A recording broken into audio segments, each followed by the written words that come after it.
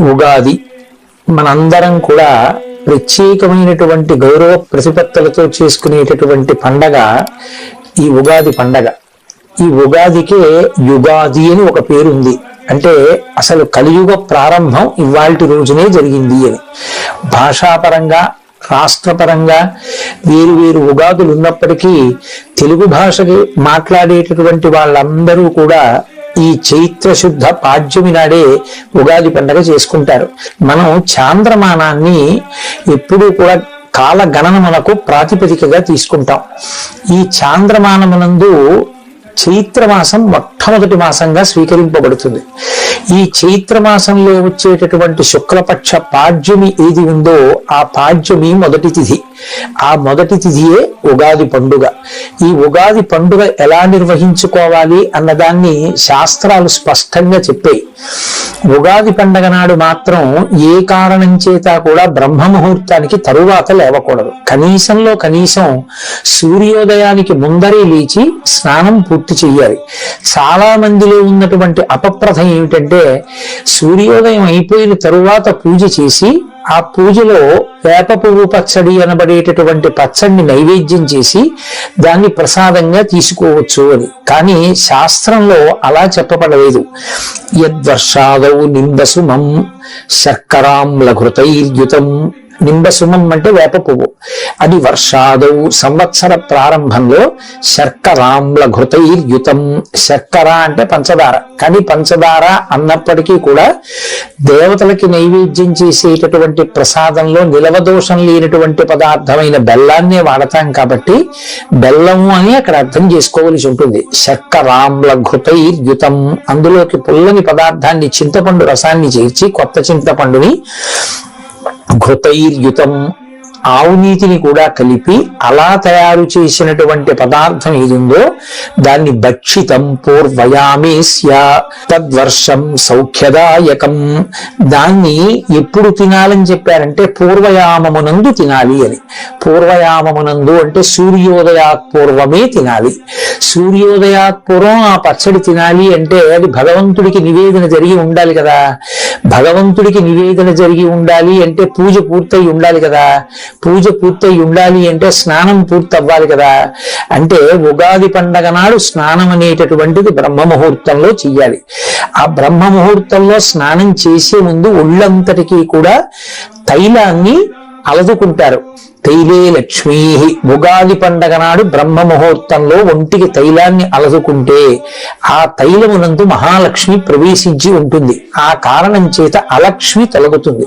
జలే గంగా. సూర్యోదయం వరకు కూడా ఎక్కడెక్కడ నీరు ఉన్నా నీటిని గంగ ఆవహించి ఉంటుంది. తలస్నానం శరీరానికి తైలమర్దనం చేసుకుని భక్షితం పూర్వయామేస్య. బ్రహ్మ ముహూర్తంలో స్నానం చేసి వెంటనే ఈశ్వరుణ్ణి ఆరాధన చేసి ఉగాది పచ్చడి అని పిలువబడేటటువంటి వేప పువ్వు, దానితో పాటుగా బెల్లం ముక్క, చింతపండు పులుసు, ఆవు నెయ్యి కలపబడినటువంటి పదార్థాన్ని ఈశ్వరుడికి నివేదన చేసి దాన్ని ప్రసాదంగా ఎవరు తీసుకుంటారో వారికి తద్వర్షం సౌఖ్యదాయకం. వారికి ఆ సంవత్సరం అంతా కూడా సౌఖ్యదాయకమై ఉంటుంది అన్నది శాస్త్రవచనం. ఇక్కడ ఒక విషయాన్ని అర్థం చేసుకోవలసి ఉంటుంది. ప్రధానమైన పదార్థం ఏది అంటే నింబసుమం. వేప పువ్వే ప్రధానమైనటువంటిదై ఉంటుంది. ఆ వేప పువ్వు ప్రధానంగా తీసుకుంటే ఏమొస్తుంది అన్నారు. శతాయుర్వజ్రదేహాయ. 100 సంవత్సరములు జీవించగలిగినటువంటి లక్షణం. కేవలం 100 సంవత్సరములు ఆయుర్దాయంతో ఉండి ఏ మంచానో పడి ఉంటే ఉపయోగం ఏముంది. కాబట్టి వజ్రదేహాయ. ఆరోగ్యంతో ఉండి తాను ఏ సంకల్పం చేశాడో ఏ కార్యం చెయ్యాలనుకుంటున్నాడో అటు భగవత్పరమైనటువంటి సమాజ అభ్యుదయము కొరకు చెయ్యాలనుకున్నటువంటి కార్యములను చేయగలిగినటువంటి సమర్థత శరీరమునందు నిలబడి దాని వలన వజ్రదేహాయ సర్వసంపత్ ప్రదాయచ. ఆ వేప పువ్వు సమస్తమైనటువంటి సంపదలను ఇవ్వగలిగినటువంటిదై ఉంటుంది. దానితో పాటుగా అది అరిష్ట నివారాయ, అరిష్టములను నివారిస్తుంది. భక్షితం నింబదళం అని ఆ నింబదళాన్ని, నింబ పుష్పాన్ని తీసుకుంటారు. ఈ నింబ అన్న మాటకి ఇంత ప్రఖ్యాతి, వేప పువ్వుకి ఎందుకు ఇంత గొప్పతనం వచ్చింది అని పరిశీలనం చేసినప్పుడు మనకు ఒక విషయం అవగతం అవుతుంది. అమరకోశంలో నింబ అన్న మాటని మహానుభావుడు వ్యాఖ్యానం చేశాడు.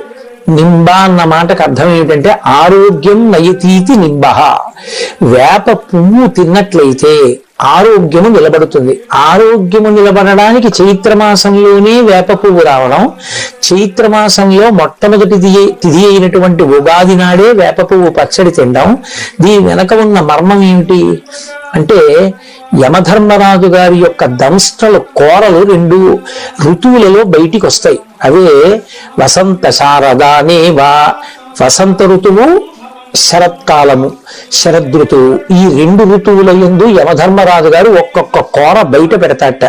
అది వసంత ఋతువులో చైత్ర శుద్ధ పాడ్యమి నాడు ఆ కోర బయటికి రావడం మొదలవుతుంది. కాబట్టే వడగాట్టులు మొదలైనటువంటి వాటిల్లో జనం విశేషంగా పడిపోతారు.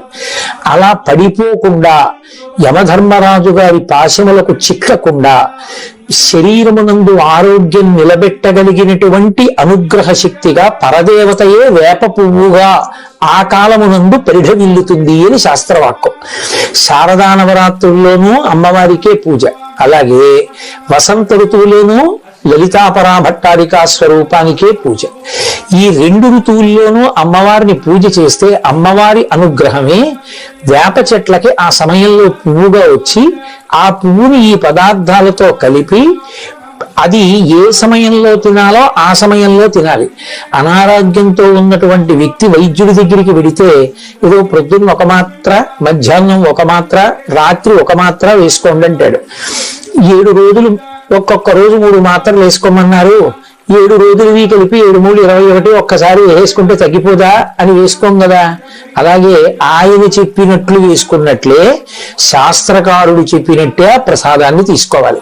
అందుకే భక్షితం పూర్వయామేస్య, ఎవరు బ్రహ్మ ముహూర్తంలో స్నానం చేసి వేప పువ్వు పచ్చడి తింటారో ఈశ్వర ప్రసాదంగా, అటువంటి వారందరికీ కూడా పరదేవతానుగ్రహంగా ఆరోగ్యము సిద్ధిస్తుంది. ఆరోగ్యము అంటే యమధర్మరాజు గారి యొక్క కోర బయటికి వచ్చిన కారణం చేత విస్తరించినటువంటి ఉపద్రవ స్వరూపమైనటువంటి భయంకరమైన వ్యాధులను తట్టుకోగలిగినటువంటి శక్తి వస్తుంది. అందుకే సాధారణంగా చైత్రమాసం నుంచి లోకంలో అతిసార వ్యాధి వంటి వ్యాధులు ప్రబలిపోతాయి.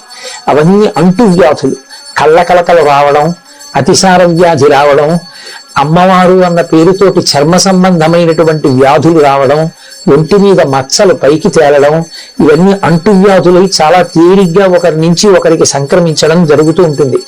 వీటికి నివారణగా శాస్త్రం ఏం చెప్పిందంటే, కార్తీక మాసంలో శరత్కాలం నడుస్తున్నప్పుడు ఉసిరి చెట్టుని ఆశ్రయించి ఉంటుంది. అదే వసంత ఋతువు ప్రారంభమైనప్పుడు చైత్రమాసంలో వేప పువ్వుని ఆశ్రయించి ఉంటుంది. వేప పువ్వుగా అమ్మవారు ఉంటుంది. అందుకే ఆ ప్రసాదాన్ని స్వీకరిస్తాం. దేహారోగ్యం నిలబడుతుంది. సాధారణంగా చైత్రమాసం నుంచి లోకంలో అతిసార వ్యాధి వంటి వ్యాధులు ప్రబలిపోతాయి. అవన్నీ అంటు వ్యాధులు, కళ్ళకలకలు రావడం, అతిసార వ్యాధి రావడం, అమ్మవారు అన్న పేరుతోటి చర్మ సంబంధమైనటువంటి వ్యాధులు రావడం, ఒంటి మీద మచ్చలు పైకి తేలడం, ఇవన్నీ అంటువ్యాధులై చాలా తేలిగ్గా ఒకరి నుంచి ఒకరికి సంక్రమించడం జరుగుతూ ఉంటుంది. వీటికి నివారణగా శాస్త్రం ఏం చెప్పిందంటే, కార్తీక మాసంలో శరత్కాలం నడుస్తున్నప్పుడు ఉసిరి చెట్టుని ఆశ్రయించి ఉంటుంది. అదే వసంత ఋతువు ప్రారంభమైనప్పుడు చైత్రమాసంలో వేప పువ్వుని ఆశ్రయించి ఉంటుంది. వేప పువ్వుగా అమ్మవారు ఉంటుంది. అందుకే ఆ ప్రసాదాన్ని స్వీకరిస్తాం. దేహారోగ్యం నిలబడుతుంది. ఇక 2, అటువంటి ప్రసాదాన్ని స్వీకరించినప్పుడు అందులో షడ్రుచులు కలగలిసిపోయి ఉంటాయి. జీవితం అనేటటువంటిది కేవలం సుఖాలు, కేవలం దుఃఖాలు అనుభవించడానికి వచ్చింది కాదు. కేవలం సుఖాలు అనుభవించాలి అంటే ఇక్కడ ఉండరు, దేవతగా ఉంటారు. కేవలం దుఃఖమే అనుభవించాలి అంటే ఇక్కడ ఉండరు, ఏ మత్స్యలోకంలోనూ ఉంటారు. సుఖము దుఃఖము 2 కూడా అనుభవించాలి అంటే మనుష్య శరీరంలోకి వస్తాడు. సుఖ దుఃఖములు రెండూ అనుభవిస్తున్నప్పుడు ఒకసారి పొంగు ఒకసారి కుంగు రాకుండా తుల్య నిందా స్తుతిర్మౌని సంతుష్టో ఏనకేనచిత్ అనికేత స్థిరమతి భక్తిమాన్ మే ప్రియో నరః అంటాడు గీతాచార్యుడు. సమమైనటువంటి స్థితిలో ఉండి పొంగు కుంగు లేకుండా ఏదైనా భగవంతుని యొక్క అనుగ్రహంగా అనుభవించగలిగినటువంటి అధ్యవసాయంతో కూడిన బుద్ధిని పొంది ఉండాలి అంటే ఈ రుచులతో కూడిన ప్రసాదాన్ని భగవంతుని యొక్క అనుగ్రహంగా తీసుకున్నప్పుడు అందులో రుచి చూడం, ప్రసాదం అని దాన్ని నోట్లో వేసుకుంటాం. ఏదో చిన్న కష్టం రావచ్చు ఆ సంవత్సరంలో, ఆ చిన్న కష్టం వచ్చినంత మాత్రాన పరమేశ్వరుడు నాకు ఈ కష్టాన్ని ఇచ్చాడు అనేటటువంటి బాధ చేత ఈశ్వరుని యొక్క స్మరణ విడిచిపెట్టకూడదు, ఆయన పాదములను విడిచిపెట్టకూడదు. ఆ భక్తి అలాగే నిలబడి ఉండాలి.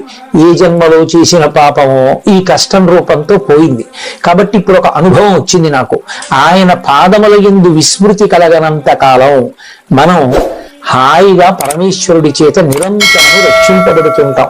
అదిగో ఆ బుద్ధి కలగాలి అని కోరుకోవడమే ఆ ప్రసాదం స్వీకరించడంలో ఉన్నటువంటి ప్రధానమైనటువంటి మర్మం.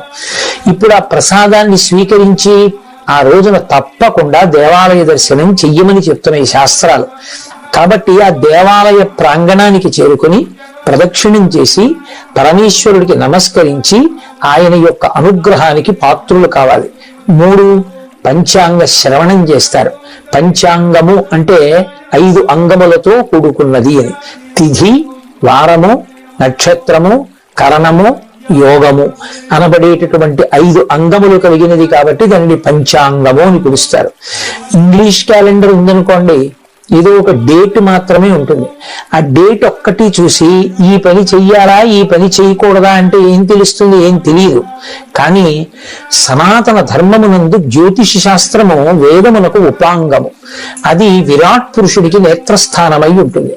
జ్యోతిషము కన్ను కనుక రాబో కాలంలో జరగబోయేటటువంటి విశేషాల్ని, గ్రహముల యొక్క కదలికలని లెక్క కట్టడానికి అనువైనటువంటి ప్రజ్ఞని సంతరింపచేశారు భారతీయ ఋషులు. అందుకే గ్రహణం ఎప్పుడు వస్తుందో, ఎన్ని గంటలకు పట్టుకుంటుందో, మధ్యకాలం ఏదో, దట్టంగా ఎప్పుడు ఉంటుందో, ఎప్పుడు విడిచిపెడుతుందో కూడా పంచాంగ కర్తలు నిర్ణయం చేయగలుగుతున్నారు. అంటే ఇతర దేశాల్లో ఈ గ్రహణం గురించి పరిశోధనలు జరిగే నాటికే మన భారతీయ ఋషులు పంచాంగాలలో గ్రహణాన్ని లెక్క కట్టగలిగారు అంటే వారి దార్శనికత అర్థం చేసుకోవచ్చు. లెక్క కట్టి మనకి చెప్తారు. ఆ లెక్క కట్టి చెప్పినప్పుడు తప్పకుండా వెళ్ళి ఉగాది నాడు పంచాంగ శ్రవణం చెయ్యాలి. ఉగాది పండగ వచ్చే పర్యంతము కొత్త పంచాంగాన్ని చదవకూడదు. ఏదో ముహూర్తాదులు పెట్టేటటువంటి పండితులు తప్ప సామాన్యులు పంచాంగాన్ని చదవకూడదు. ఒక్క ఉగాది నాడు తను పంచాంగం చదువుకోవడం కాదు, పంచాంగ శ్రవణం చెయ్యాలి. పంచాంగ పఠనము జ్యోతిష శాస్త్రమునందు విజ్ఞానము కలిగినటువంటి పెద్దలు దేవాలయ ప్రాంగణంలో చేస్తారు. అక్కడికి వెళ్ళి కూర్చొని వింటారు. పంచాంగము అంటే తిథి, వారము, నక్షత్రము, కరణము, యోగము అని మనవి చేశారు. తిథి అంటే కేవలం తేదీ కాదు. మనకి శుక్లపక్షమునందు 15, కృష్ణపక్షమునందు 15 తిథులు ఉంటాయి. పాడ్యము నుండి మొదలుపెట్టి పౌర్ణమి, అమావాస్య వరకు. ఆయా తిథులకు మళ్ళీ ఒక లక్షణం ఉంటుంది. శుక్లపక్షంలో వచ్చేటటువంటి తిథులలో ఏ తిథి నాడు ఏ పని చెయ్యవచ్చు, ఏ పని చెయ్యకూడదు. ఆ పని ఆ తిథి నాడు చేస్తే ఆ తిథికి ఒక అధిష్టాన దైవం ఉంటారు. ఆ అధిష్టాన దైవము యొక్క అనుగ్రహము కలిసి వస్తే ఆ పని చక్కగా పూర్తవుతుంది. పురుష ప్రయత్నానికి ఈశ్వరానుగ్రహం తోడుగా రావాలి. కచ్చిత్ పురుషకారంచ దైవంచ పరిపశ్యతే ఉంటుంది సీతమ్మ తల్లి. ఈ పురుషకారానికి ప్రయత్నానికి పక్కన ఈ ఈశ్వరుని యొక్క అనుగ్రహం కూడా కలుగుతోందా? ఆ రెండు కలిస్తేనే కదా రాముడు గెలుస్తాడు అంటుంది. అందుకని ఈశ్వరుడి కృప ఏ తిథి నాడు మనకి బాగా ప్రసరించడానికి అవకాశం ఉందో తెలుసుకుని మంచి పని చేయడానికి తిథులు వినాలి. 2 వారము ఏ రోజు సూర్యోదయానికి ఏ హోర ఉందో ఆ హోర పేరు మీదే ఆ వారం ఉంటుంది. ఆదివారం సూర్యోదయ కాలానికి సూర్య సంబంధమైన హోర నడుస్తుంది. అందుకే దానికి ఆదివారము భానువారము అని పేరు. భానుడు అంటే సూర్యుడు.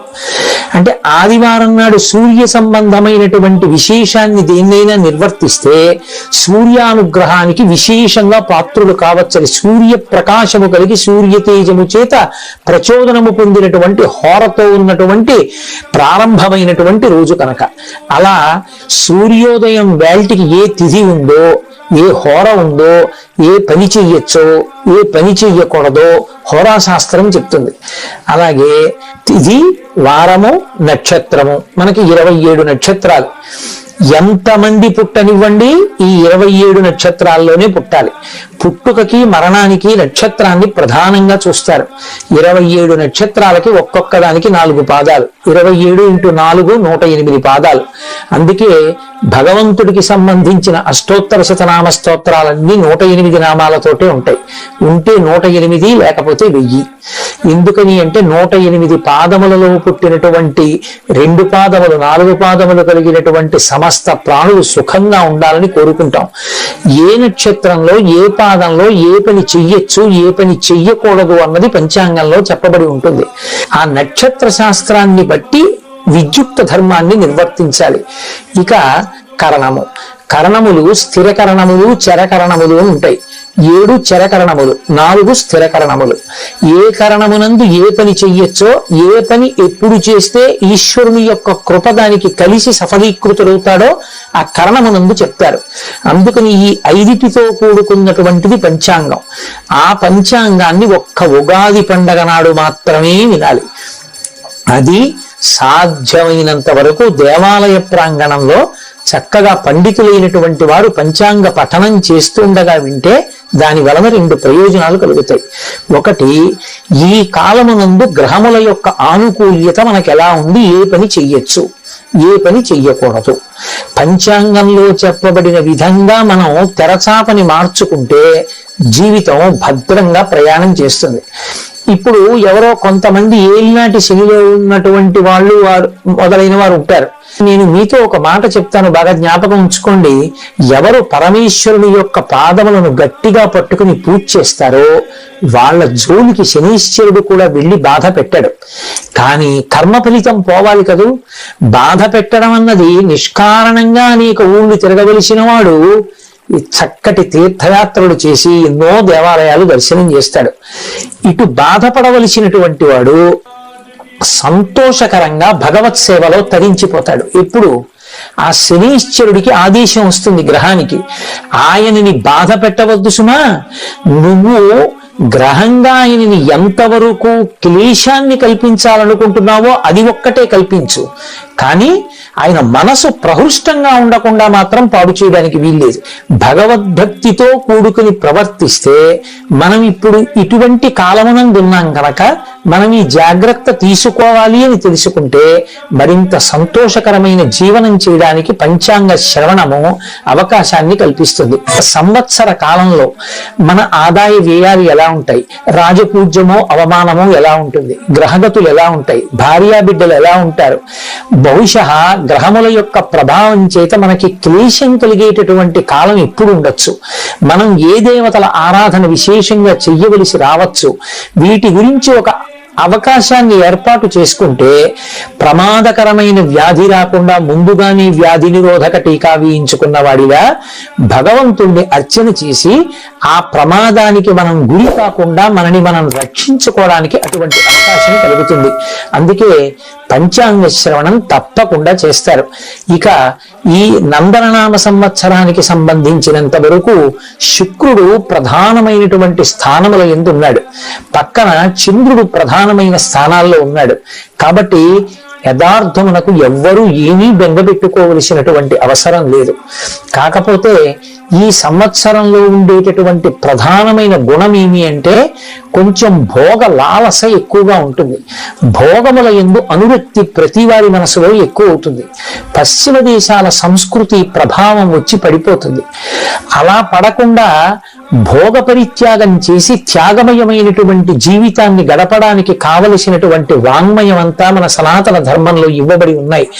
రామాయణ భారతాల కన్నా గొప్పగా చెప్పగలిగినటువంటివి ఇంకేమీ లేవు. ఎవరు చెప్పినా శాంతి శాంతి శాంతి, ఆ శాంతి గురించే బోధించే, ఆ ధర్మాన్ని బోధించే, వాటిని పట్టుకుని ఉండగా భోగ లాలసమన్నేమీ చెయ్యదు. కాబట్టి నందననామ సంవత్సరం ఏ కోణంలో చూసినా ఏమి బాధ పెట్టేటటువంటి రీతిలో లేదు. అందరూ కూడా సర్వశ్రేయస్సులు పొందుతారు. కావలసింది ప్రధానమైన దాన్ని పట్టుకోవడంలో మాత్రం వైక్లభ్యాన్ని పొందకూడదు. ఉగాది వచ్చినప్పుడు మనిషి తప్పకుండా జ్ఞాపకం చేసుకోవలసిన విషయం ఒకటి ఉంటుంది అని పెద్దలు చెప్తారు. ఒక సంవత్సరం గడిచిపోయింది అంటే ఆయుర్దాయంలో ఒక ప్రధానమైనటువంటి ఘట్టం పూర్తయిపోయింది. కాలము మాత్రం ఇంకా తిరిగి రాదు. ఉగాది పండుగ నాడు తప్పకుండా ఎవరికి వారు చేసుకోవలసిన హెచ్చరిక అంటూ ఏదైనా ఉంటే కాలము యొక్క విలువను గూర్చి మాత్రమే. కాల కలయతామహం అంటాడు కృష్ణుడు భగవద్గీతలో. ఆయన కాలస్వరూపుడు లెక్క కడతాడు. కాలము యొక్క విలువ తెలుసుకుని మనం జీవుడిగా ఇవాళ ఈ శరీరంలో ఉన్నాం, కానీ వేరొక శరీరాన్ని పొందినప్పుడు కూడా సుఖం పొందాలి అంటే కేవలము పరమేశ్వరుని యొక్క భక్తి మాత్రమే కాపాడుతుంది. కాబట్టి కాలాన్ని దుర్వినియోగం చేసుకోకుండా దాన్ని సద్వినియోగం చేసుకునేటటువంటి ప్రయత్నం చెయ్యాలనేటటువంటి ఆంతరమైన హెచ్చరిక ఈ కాలాంతర్గతమైనటువంటి కాల సంబంధమైన పండగ కాబట్టి ఉగాది యందు నిర్దేశింపబడుతుంది. ఇక ఈ ఉగాది పండగకి సంబంధించి ఇంకొక గొప్ప విశేషం ఉంది. ఈ ఉగాది వసంత ఋతువు ప్రారంభం. ఈ వసంత ఋతువులో చైత్ర శుక్ర పాడ్యమి నాడు ప్రారంభం. ఈ పాడ్యమి నుంచి 9 రోజుల పాటు నవరాత్రులను నిర్వహిస్తారు. వాటిని వసంత నవరాత్రులు అని పిలుస్తారు. వసంత ఋతువు పైకి చాలా అందంగా ఉంటుంది. చైత్ర శ్రీమాన్ అయం మాసః పుణ్యః పుష్పితకాననః యవ్వరాజ్యాయ రామస్య సర్వం మే ఉపకల్ప్యతాం అంటాడు రామాయణంలో దశరథుడు. చైత్ర శ్రీమాన్, చైత్రము శ్రీమంతమైనటువంటి మాసము. అన్ని పుష్పించి ఉంటాయి. సంస్కృతంలో మధుమాసము అని పిలుస్తారు. అలాగే వైశాఖ మాసాన్ని మాధవ మాసము అని పిలుస్తారు. ఈ చైత్ర మాసంలోనే అసలు మనిషి ఎలా బ్రతకాలో నేర్పినటువంటి విష్ణువు యొక్క అవతారమై మనుష్యునిగా ఈ లోకంలో నడిచి చూపించిన శ్రీరామచంద్ర ప్రభువు యొక్క ఆవిర్భావం.